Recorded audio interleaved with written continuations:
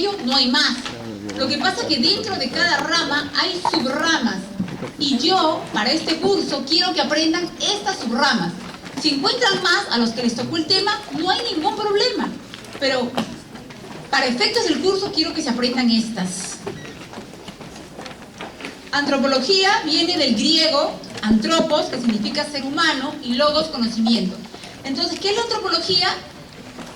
Es el conocimiento del ser humano. Es el estudio del hombre en forma holística, o sea, en forma total, desde el punto de vista biológico, social y ético. Porque si no fuésemos éticos o morales, en una de las clases me voy a explayar más, imagínense, si les gusta algo que no les pertenece, lo agarran. Si les gusta la enamorada del amigo, se la chapan. O sea, pero la ética y la moral nos frena. Si en el mundo no hubieran normas, imagínense cómo sería este mundo. Y yo, no es por florearlos, yo siento que ustedes, al menos lo siento así como masa, deban haber excepciones o outlier, tienen valores. Y hoy día, justo antes de venir a clase, lo comenté. Siento que esta promoción tiene valores y va a sacar la cara por la Facultad de Medicina, porque tenemos que depurar, chicos. Tenemos que depurar. La antropología es una ciencia integradora. Combina las ciencias naturales, sociales y humanas. Este es el hombre de Vitruvio, que en una de las clases les voy a detallar qué tiene que ver Leonardo da Vinci con este hombre de Vitruvio y un ingeniero italiano llamado Vitruvio y todo eso, arquitecto, perdón, les voy a explicar. Pero en otra clase. La antropología analiza al hombre en el marco de la sociedad, como hacedor de cultura, porque gracias a la inteligencia, al ingenio, en la última clase les voy a hablar de los tipos de inteligencia y ustedes se van a ubicar, porque no tenemos un solo tipo, tenemos por lo menos 7 o 8 tipos de inteligencia, sino que explotamos algunas. Otras que tenemos no las explotamos porque la mamá nos va a criticar. Oye, ¿qué haces jugando fútbol? Pero son muy hábiles. Oye, ¿qué haces tocando ese violín? Pero a lo mejor son hábiles. Bueno, somos hacedores de cultura y somos también el producto de la misma. Los hombres siempre tratamos de dejar huella, de hacer cosas grandes. Y no es que ahora seamos más inteligentes que los hombres de hace 500.000 años. Para nada, chicos. Al contrario, si nosotros estuviésemos en la época de las cavernas, seguro que no duramos ni una semana. No sé, vamos a cazar un animal y terminamos casados. El ser humano se adaptó al medio, al momento que le tocó vivir. Imagínense, yo no me imagino con un trapo corriendo, no me imagino. O sea, a lo mejor alguno de ustedes.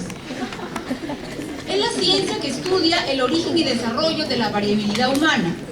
Los comportamientos, como les dije, a través del tiempo y el espacio. En otras palabras, el momento en que a ese individuo le tocó nacer, vivir y morir. ¿Y qué cosa hizo en ese momento? ¿Dejó cultura? ¿Qué clase de cultura dejó? En una de las clases les voy a explicar lo que es la cultura primitiva. Y ninguna cultura es inferior a otra. Simplemente es de acuerdo a las herramientas que uno tiene. Entonces, como les dije, estudia el proceso biosocial. Acá simplemente un collage.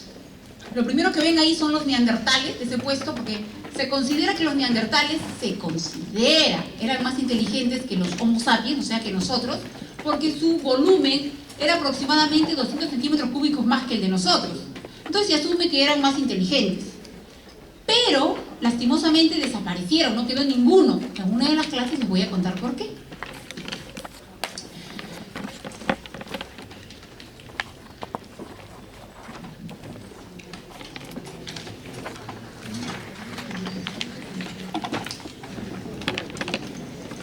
Chicos, guapísimos, y chicas bellísimas, quiero que no se me desconcentren. Gladys va a pasar muy sigilosamente por cada sitio para que firmen. El que se olvidó su foto, ya saben, ya les dije lo que van a hacer. Muy bien. Y así por el estilo. Si ustedes observan este collage, no significa que este hombre que va a la luna, este astronauta que llegó a la luna, es más inteligente que este hombre de Neandertal. Les vuelvo a repetir el ejemplo. ¿Qué hacemos nosotros en la época de las cavernas? Yo la verdad, no sé qué haría, no sé qué comería. No se me ocurre cazar un jabalí. No sé, a lo mejor ustedes tienen una mejor idea, pero Pero si hemos nacido allí, nos hemos formado allí y hemos aprendido desde pequeños a cazar, ya es otra cosa. Ahora lo único que las nuevas generaciones, la mayoría se sienta en la computadora y bueno. La antropología nace como disciplina por primera vez en un libro de 36 capítulos. En total tenía 44, pero cuando estuvo vivo el conde de Buffon escribió los 36 y los dibujó y todo lo demás. Pero cuando murió, alguien recopiló lo que él había hecho y escribió 8 volúmenes más, en total fueron 44. Entonces, apareció como disciplina en el libro que escribe este conde de Buffon. Simplemente para que sepan, este hombre venía de una familia rica y siempre quiso ser médico y estudió medicina, era brillante. Pero resulta que en esa época pues se batían a duelo y mató a una persona, tuvo que huir de la universidad. Finalmente, como era tan inteligente, le dieron a su cargo un jardín botánico, se convirtió en biólogo empírico, muy bueno, y escribió sus libros y dibujaba, le encantaba dibujar, pero en sus libros no dibujaba animales, o sea, en su libro no menciona animales porque a él no le gustaban los animales ni dibujarlos, pero otra persona dibujaba los animales por él. Él en su libro combina dos aspectos importantes. Primero, la diversidad física, cómo lucían sus proporciones, el color de piel, y el otro aspecto que él observaba era la comparación. Él describía cómo se comportaban los pueblos y más adelante incluso los comparaba, un pueblo con otro. Este proyecto comparativo de descripción de los pueblos había sido abordado desde la Baja Edad Media en relación a los problemas que tenían los misioneros cuando iban a convertir a los nativos al cristianismo, las necesidades de describir pueblos que estaban situados a las márgenes de Europa, y más tarde este afán por describir a los pueblos se agudizó más cuando empieza el proceso colonial, el proceso de expansión. Las naciones europeas, sobre todo España, Francia, Inglaterra, empezaron a colonizar otros pueblos sin ir muy lejos, América. La Edad Media empieza en el 476 con la caída del Imperio Romano de Occidente y termina con el descubrimiento de América.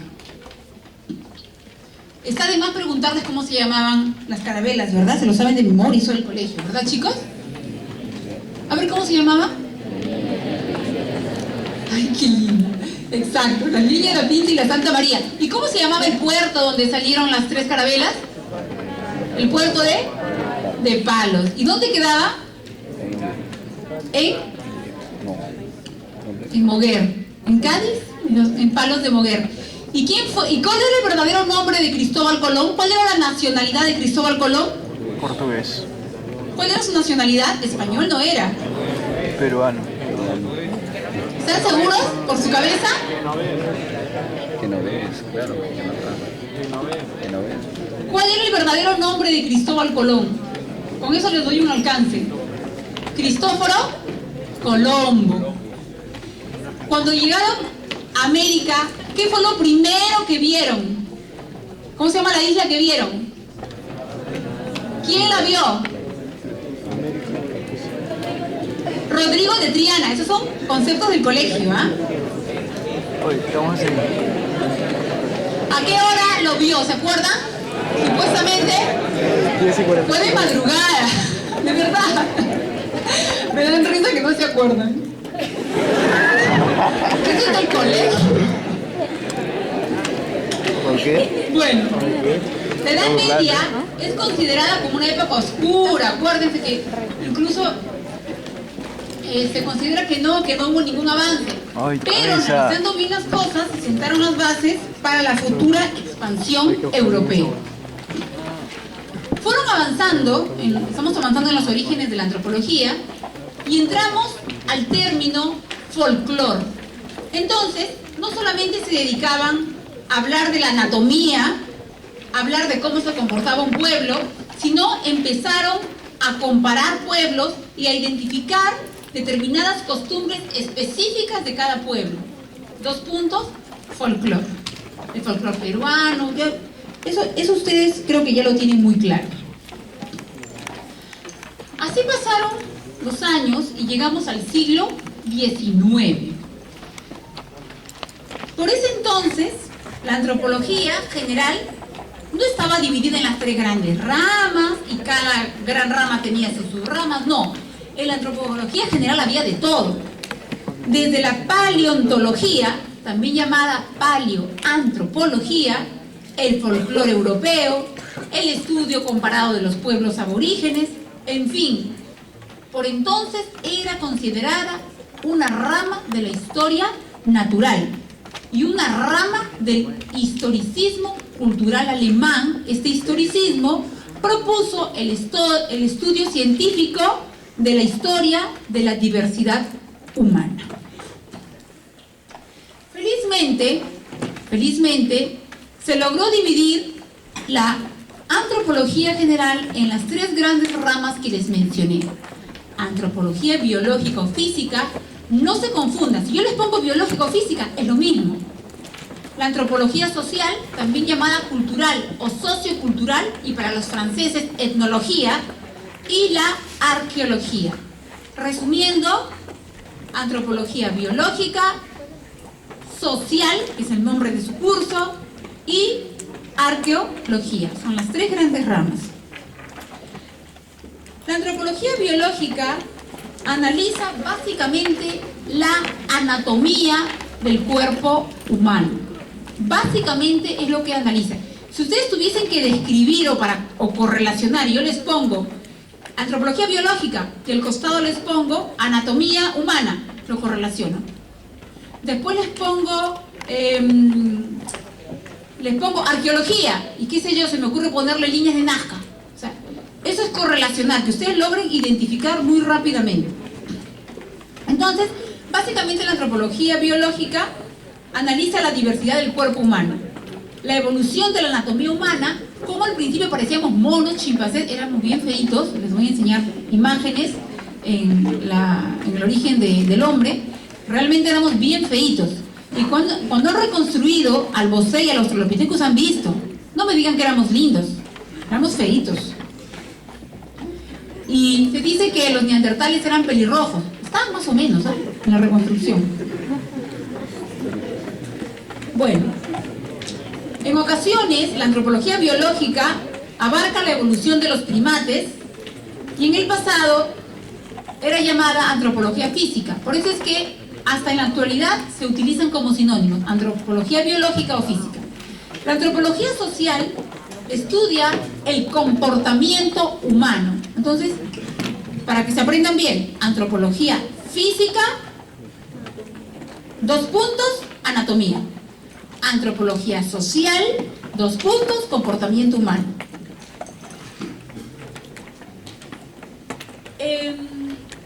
Países como Estados Unidos, Gran Bretaña, Francia, tienen interés en estudiar nuestro comportamiento, el comportamiento de los pueblos.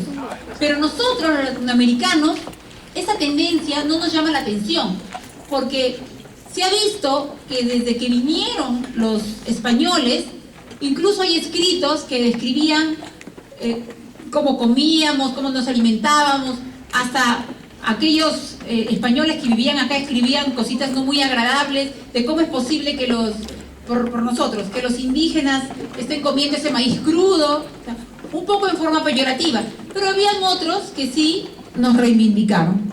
Entonces, eso de describir cómo vivían los pueblos no es algo nuevo para nosotros. Les mencioné también que para los franceses, ellos utilizan como sinónimo de antropología cultural al término etnología. Y cuando ustedes hablan del término antropología cultural o social y tratan de diferenciarla de la etnología, para algunos antropólogos es lo mismo, no se hacen problemas. Pero otros dicen, no, un momentito. La antropología cultural, cuando utilizan el término etnología, están hablando de la otredad. ¿Qué cosa es otredad?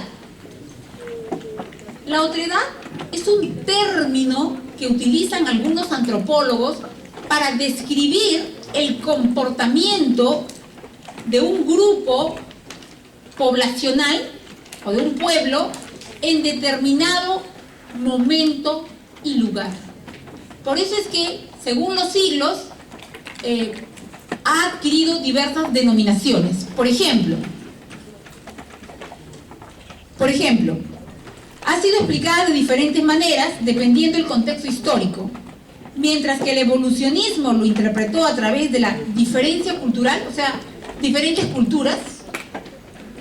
Otra escuela, llamada funcionalismo y estructuralismo, lo descifró a través de la... Bueno, es lo mismo.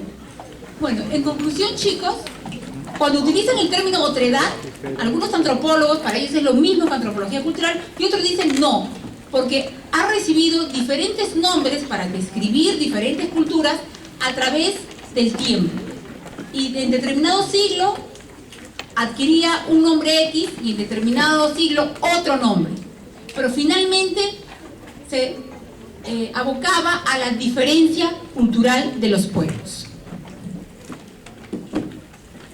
La tercera gran rama es la arqueología. Significa logos, es estudio o argumentación, y del griego la otra palabra es viejo. Entonces sería el estudio de lo viejo o de lo antiguo.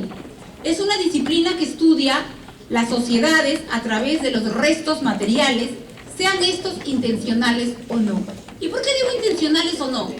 Porque si yo entierro a mi muerto y las heces, ustedes saben que las heces se pueden fosilizar, se convierten en coprolitos. ¿Quiénes no se fosilizan? No se fosilizan los músculos, no se fosilizan los tendones, no se fosiliza la masa cerebral, eso no se fosiliza. Pero los huesos sí se fosilizan. Las heces también se fosilizan. Entonces, si yo puedo hacerlo intencional, o sea, he construido, no sé, Machu Picchu, he momificado a un faraón, esto es intencional. Pero no siempre, o la mayoría de veces, no son intencionales. Pero los huesos pueden llegar a fosilizarse, dependiendo del terreno donde fueron enterrados también. Entonces, debemos dejar de lado la idea de que la arqueología es una ciencia auxiliar de la historia. No es así. Es una ciencia autónoma, que estudia a los seres humanos a través de la cultura material y la psicología. Estudia la humanidad del pasado, de pueblos extintos. Los arqueólogos dependen de estos restos materiales y pueden incluso decir qué comía ese pueblo. Así de fácil. ¿Qué herramientas utilizaban? Sin ir muy lejos, ustedes acaban de leer su lectura La garganta del Dubái. Capa 1, están los más antiguos. Capa no sé cuantitos, están los más recientes. Entonces, el estudio estratigráfico me va a decir qué era lo que comían, qué herramientas utilizaban, si hubieron o no inundaciones en esa época. Es decir, el estudio estratigráfico del suelo, el estudio del suelo también se llama pedología, de pedón, de suelo. Entonces, el estudio estratigráfico me va a permitir incluso saber de qué se alimentaban y qué herramientas utilizaban en determinadas etapas. Y todavía me mide el tiempo. Es muy, muy interesante la estratigrafía. Y cuando encuentran algo, no sé si ustedes han visto en la televisión, cómo con una especie de brochita y con mucho cuidado van sacando. Hay que tener bastante cuidado. Estas tres grandes ramas se dividen en subramas. A ver, ¿cuáles son las ramas de la antropología física? ¿Cuáles son sus 7 subramas que quiero que se aprendan? ¿Cuál? No los escucho. Ahí están. La antropología forense, osteología, ontogenia, la paleoantropología, la paleopatología, estudio de las enfermedades, y la ¿Cómo? genética, muy bien, la antropología genética y la No, claro, pero ecología, recién el examen. ecología humana. Mi pregunta Esas son las 7 que quiero que se aprendan. Y brevemente las voy a mencionar. Ecología, pero no es cierto. En la cultural tenemos la antropología del parentesco, la ciberantropología, que ustedes no se escapan, la antropología lingüística de las religiones, que hay una clase especial para la antropología de las religiones que me encanta, porque ahí se aprende muchísimo, sobre todo a comprender por qué el ser humano en determinadas latitudes tiene unas costumbres que nosotros pues no compartimos, pero ni modo tenemos que comprenderlos. La antropología filosófica, que es la madre de la antropología. La antropología filosófica es la madre de la antropología. La antropología médica, hay una clase exclusiva de antropología médica para ustedes. Y finalmente, la arqueología con la arqueoastronomía y la arqueología subacuática. La antropología forense se encarga de identificar los restos humanos esqueletizados y es tan maravillosa. Hay una maestría en antropología forense, si estoy viva la voy a hacer en en febrero del próximo año, porque es muy costosa en euros. Online, la dictan desde España, es muy bonita. Y la antropología forense incluso nos puede ayudar a determinar las causas de la muerte del individuo y de la conducta del victimario. Ustedes saben, chicos, que cuando una persona mata a alguien por ritual o un asesinato premeditado, mata, esconde a su víctima, la entierra y por lo general deja alguna huella, la herramienta con la que la mató, la deja cerca, la entierra junta. Esas cosas, cuando determinadas zonas del cráneo están con determinado astillaje, o sea, son pequeños detalles que nos ayudan a determinar la conducta del victimario. La osteología estudia los huesos humanos desde el enfoque sociobiológico. El tipo físico de las poblaciones nos ayuda cuando estudiamos estos huesos, y la medida de los huesos se llama osteometría. También nos indica solamente a través de los huesos las condiciones de salud, actividades y formas de vida. Yo me quedo maravillada cuando veo reportajes de alguna vez en la morgue que me tocó rotar, cómo coge un cráneo, ni siquiera completo, y dicen, es del sexo tal. Obviamente que hay técnicas, ¿no? La pelvis, tiene sexo tal. Los dientes, tenía tantos años. Y con cosas mínimas. Igual como les mandé ahora en la lectura, chicos, que de los 2 cráneos que encontraron en Naricatome, el niño, ¿se acuerdan la lectura? Y que dijeron, presumiblemente de sexo femenino. ¿Se dan cuenta? Bueno, eso, chicos, se hace gracias a la subrama llamada osteología. La ontogenia es una maravilla. Esta rama estudia al hombre, al pobrecillo, y en general a todo ser vivo, a todo animal, desde que es fecundado hasta el día de su muerte. Todos los cambios químicos, físicos y neurológicos por los que atravesamos. En esta fotografía electrónica vemos a este hermoso y robusto espermatozoide penetrando la corona radiada, que no es fácil, del óvulo. El espermatozoide al ingresar pierde su cola, solamente entra el acrosoma. Y ustedes saben que en el acrosoma, en la cabecita, lleva el X o el Y. El hombre es siempre el que determina el sexo. Siempre. La mujer siempre será XX. El hombre es XY. Entonces, el hombre es el que finalmente pone el sexo. Para ser una mujer, y no es broma, es fácil. Para ser un hombre es más complicado. Hay más trabajo. La paleoantropología, o también llamada paleontología, se ocupa del estudio de la evolución humana y sus antepasados fósiles u homínidos, como el procónsul. Ahora van a aprender, chicos, en la clase de la evolución, cuándo es un homínido y cuándo es ya un hombre, un género como actualmente lo conocemos. diapositiva se Este caballero que está acá es Louis Leakey y está comparando algunos cráneos.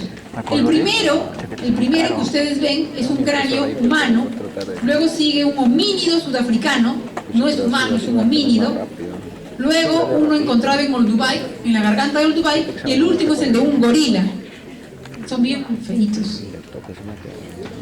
Estos ustedes son unos expertos. La garganta de Olduvai viene de la planta Olduvai, que tiene mucha agua, que incluso los elefantes la mastican, es conocida como la cuna de la humanidad, y en la década de los 50, se hizo famosa porque Mary Leakey hizo el primer descubrimiento de restos en la garganta de Olduvai, que tiene aproximadamente 2.900 kilómetros y tiene sus diferentes capas estudiadas a través de la estratigrafía.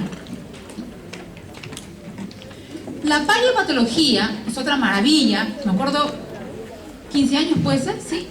Hace 15 años estuve en una clase exclusivamente de paleopatología y yo me quedaba así, qué maravilla, cómo estudiando las momias, los restos, podían determinar exactamente qué enfermedad había tenido. Esta es una momia, en Perú también tenemos, chicos, ¿sabes? El doctor Uriel García, que es un patólogo muy famoso, tiene sus momias y tiene sus fotos. Esta foto que les pongo acá es de una momia de Colombia. Y ustedes aquí al lado derecho observan una radiografía digital que le hacen a la momia y a nivel torácico tiene una lesión. Se llama mal de Pot, es tuberculosis de la columna vertebral. Luego viene la antropología genética. Básicamente la antropología genética trata de identificar la diferencia entre el hombre y las otras especies, entre comillas, parecidas al hombre. Antes, erróneamente, una de las primeras señales de este estudio era evaluar qué grupo sanguíneo tenía la persona y qué factor. RH positivo grupo O, RH negativo grupo B. Y había un tremendo error, porque muchas veces cuando la mujer estaba embarazada y quería probar que ese individuo era el padre, le hacían la prueba de sangre para ver el factor RH y resulta que salía diferente, porque no necesariamente tiene que ser igual, no es el padre. Ahora por suerte hay la prueba del ADN, que ha bajado de precio, de 3.000 soles ahora está a 600 soles, y les pueden hacer un descuento hasta 540. Y ahí pueden saber si es el padre o no de la pobre criatura, porque ahora sufren de amnesia. La antropología genética también nos ha ayudado a estudiar los polimorfismos y las mutaciones. Los polimorfismos están dados por cambios fenotípicos. Fenotípicos, ¿cómo lucimos? Un grupo humano que tiene la quijada grande, o son chinitos, o la piel la tienen de determinado color, o el cabello, es decir, características fenotípicas. Imagínense ustedes a un mongol, que le dicen mongólicos a los chinos, y de repente estudian a un peruano X, van a la selva y estudian, no sé, a su prima, y la prima, uy, pero esta se parece a un idéntico de Mongolia. O estudian a un muchacho X, dicen, pero es idéntico a un guaco mochica, debe haber algo ahí. Y lo estudian al muchacho, efectivamente, tiene un polimorfismo que lo identifica con ese grupo, y resulta que su tatarabuelo era de Moche. Igual, entonces, actualmente los australianos estudian mucho eso, están estudiando polimorfismo para determinar por dónde es que vinieron los antiguos habitantes. Y sí, hay determinadas zonas específicas de Sudamérica donde su polimorfismo se identifica con los de Mongolia y asumen que la teoría esta del estrecho de Bering puede ser valedera. Muy diferentes son las mutaciones.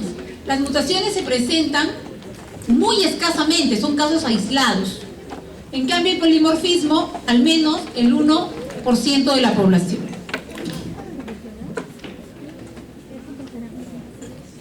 Eso es lo del RH que les dije. Bueno, simplemente para decirles que con el estudio del genoma hemos avanzado bastante. Lo que supuestamente iba a demorar 10 años se hizo en mucho menos tiempo.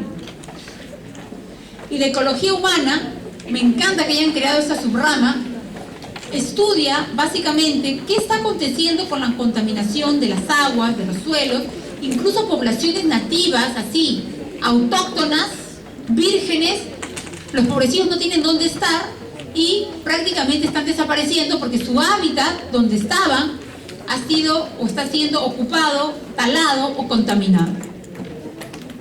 Ojo chicos, que con la contaminación ambiental, el calentamiento global, no va a desaparecer el planeta Tierra, vamos a desaparecer nosotros.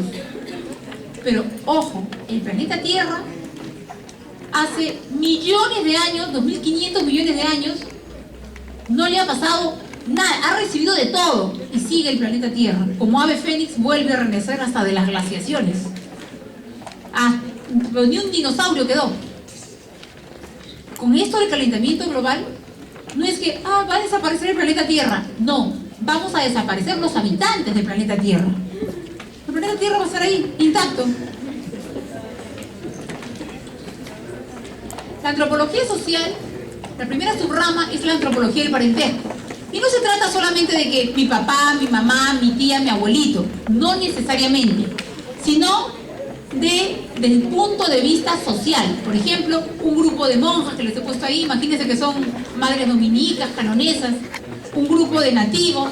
O sea, hablar del grupo no desde el punto de vista específico familiar, sino desde el punto de vista social, que comparten costumbres comunes. La antropología del parentesco es una de las especialidades más antiguas y está relacionada con el trabajo de los primeros antropólogos evolucionistas. La segunda subrama, esta es la que más me preocupa de todas, es la ciberantropología. ¿Y por qué es la que más me preocupa? Y les hablo hasta de mi casa, y a veces me incluyo. A mí no me gusta chatear, ni estar como nerd, ni mandar mensajitos, sí, ya está bien, ya acepto, no. Pero también paso muchísimas horas frente a la computadora respondiendo 200 correos al día, preparando clases, lecturas, en fin, yo digo, es una herramienta de trabajo. Mi preocupación va básicamente porque la computadora, básicamente la internet, se ha vuelto una compañía. Repito, una compañía. Es como si fuese su amiga, su amigo. Se meten allí y crean un mundo virtual. Y me preocupa cuando escriben a Yahoo Personal, busco pareja, yo también, cuántos años tienes, me gustan los chicos así, yo soy una chica buena. Me preocupa terriblemente, porque nosotras, sobre todo las mujeres, que esto va para los chicos, somos muy soñadoras y nos creemos todo lo que ustedes nos dicen. Todo. Así seamos virolas y nos dicen qué lindos ojos, nos la creemos. Por eso es que no abusen de esa arma letal, porque nosotras las mujeres somos, repito, muy soñadoras y tenemos el corazón más grande que nuestro cuerpo. Así es que aquellos que son floreros, mucho cuidado, ¿ah? Mucho cuidado. Y ustedes también, chicas, aunque yo las entiendo, soy mujer también. Bueno. Entonces, a raíz de esta epidemia, que hay cabinas de internet por todos lados, se ha creado esta moderna subrama, la ciberantropología. Exactamente lo mismo, que crea dependencia, incluso crea tanta dependencia que las personas en la computadora, si alguien los distrae, se vuelven irritables. Ya, no me molesten, hijo, ven a comer, ya voy mamá, en un ratito voy. Es que uno está en la computadora, pues, está avanzando, está chateando. 5 minutos, voy a responder. Un ratito, mamá. De repente pasaron 3 horas, 4 horas, 5 horas, 1 de la mañana y siguen en la computadora. La antropología lingüística, como su propio nombre lo indica, estudia la diversidad de las lenguas. En una de las clases les voy a hablar de Papúa Nueva Guinea. Bronislaw Kalinowski es un antropólogo muy famoso porque se fue a vivir con los nativos de Papúa Nueva Guinea. Se llama observación participante, él es el padre de la observación participante. Se fue a vivir con su libro de campo, su cuaderno de campo, y escribía todo, aprendió el dialecto, dormía con ellos, se fue varios años, y escribió su libro. Y Papúa Nueva Guinea es un país, entre comillas, porque realmente es un archipiélago, es el conjunto de varias islas pequeñas, y se considera un país megadiverso, porque es el que más dialectos tiene actualmente en el mundo. Se han conservado hasta la actualidad. País megadiverso. También hay una clase exclusiva que les voy a hablar acerca de las religiones, simplemente para enamorarlos. La más antigua y muy apasionante el hinduismo, la primera religión. Pero no solamente cuando se estudian las religiones, se estudian como tales, también hay sectas, tradiciones, credos, eso también estudia la antropología de las religiones. La antropología filosófica, que les he dicho que es la más importante para efectos de la creación del término antropología y de sus fundamentos, porque estudia la razón de ser o no ser, qué es el hombre, qué hago en la clase de antro. Se preocupa de estudiar la existencia humana. La antropología médica, hay una clase especial que les voy a dar de antropología médica, es la primera ciencia antropológica, en este caso, categorial. Es decir, la primera disciplina que me dice o que diferencia entre el sano y el enfermo y al cuerpo en partes. Entonces, ¿existe la salud perfecta? ¿Quién cree que existe la salud perfecta? A ver, levante la mano el que cree que existe la salud perfecta. No existe. Por eso es que van a aprender en esta clase, cuando les hable de salud y enfermedad, que la salud perfecta no existe. Si a mí me examinan, o cualquiera de ustedes, probablemente les encuentren una caries, un hongo en la uña del pie gordo, qué sé yo, un liendre que me quedó de quinto de secundaria, una gastritis, quién sabe, soy estreñido y hoy día me salió una pequeña fisura. O sea, pero ello no quita que yo no me sienta lo suficientemente saludable como para realizar mis labores cotidianas. O sea, no existe la perfecta salud, sino un equilibrio entre la salud y la enfermedad. Este de aquí, chicos, es simplemente para que vean el papiro de Ebers, los dos papiros más famosos que hablan acerca de la medicina, los procedimientos, la cirugía, ginecología, son el papiro de Ebers y el papiro de Smith, S-M-I-T-H. Este término, antropología médica, deriva del Medical Anthropology desde 1963.